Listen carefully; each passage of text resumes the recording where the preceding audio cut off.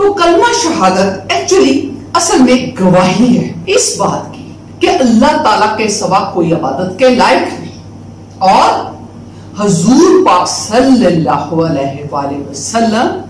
اللہ تعالیٰ کے بندے اور رسول ہیں۔ جب کوئی غیر مسلم اسلام کے دائرہ کار میں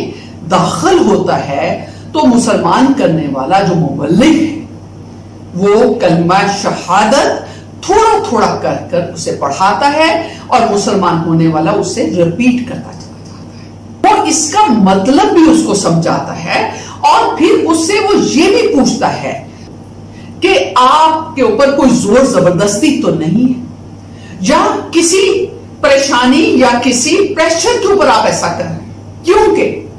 اسلام مذہب کو جب بھی کوئی اپنائے گا یا اس کے دائرہ کار میں داخل ہوگا تو یہ اس کے دل کی آواز ہونی چاہیے،